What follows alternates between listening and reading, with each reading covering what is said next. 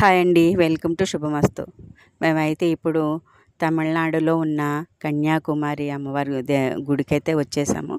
అమ్మవారి దర్శనం చేసుకున్నాము. అమ్మవారి దర్శనం చాలా బాగా జరిగింది. అమ్మవారు ఉన్న గుడి సముద్రం పక్కనే ఉంటుందన్నమాట. చుట్టూ అంతా మహాసముద్రం. మనమైతే గుడికి సంబంధించినవేమి ఫోటోలు తీయడానికి వీల్లేదు కాబట్టి అమ్మవారి దర్శనం చేసేసుకొని బయటకు వచ్చి బీచ్ ఉంది, బాగుంటుంది, చాలా బాగుంది బీచ్ అయితే. ఆ బీచ్ చూసుకుంటూ ఆ పక్కన అక్కడ నదిలో దొరికేవన్నీ పెడతారు కదా, అవన్నీ కూడా కొంచెం చిన్న వీడియో తీశాను. అది పెడదామని ఈరోజు అప్లోడ్ చేశాను. ఇదండి ఈరోజు అయితే అమ్మవారి దర్శనం చాలా బాగా జరిగింది. అమ్మవారి ముక్కు పుడక చాలా విశేషం ఇక్కడ, చాలా దగదగా మెరుస్తూ ఉంటుంది.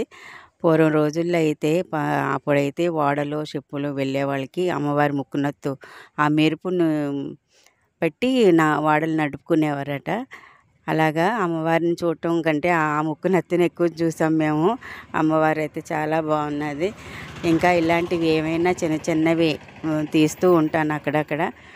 గుళ్ళు అయితే చాలా చూస్తున్నాం కానీ ఎక్కడ ఫోటోలు అలౌ లేదు, కెమెరా అలౌ లేదు, ఫోటోలు తీసుకోవడానికి లేదు.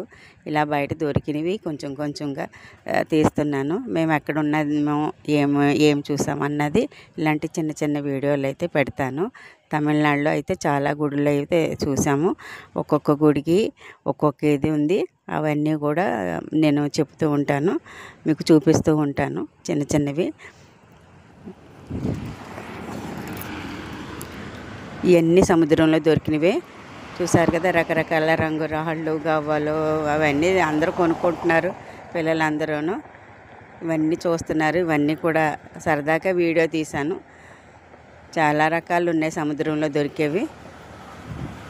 శంఖాలు, వాటితో చేసిన అలంకార వస్తువులు ఇవన్నీ కూడా చాలా బాగున్నాయి. తమిళనాడులో ఇంకా ఏం చూసామంటే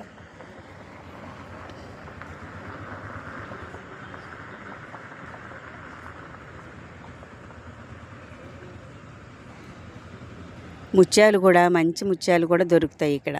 మంచి ముత్యాలు, రంగు రాళ్ళు కూడా, ఉంగరాలు అవి చేయించుకోవటానికి అందరూ బాగా కొనుక్కున్నారు ఇక్కడ బీచ్లో చాలాసేపు ఆడుకున్నారు. ఎందుకంటే గుళ్ళో ఎక్కువసేపు ఉండటానికి లేదు. సముద్రానికి సంబంధించినవి ఇవన్నీను.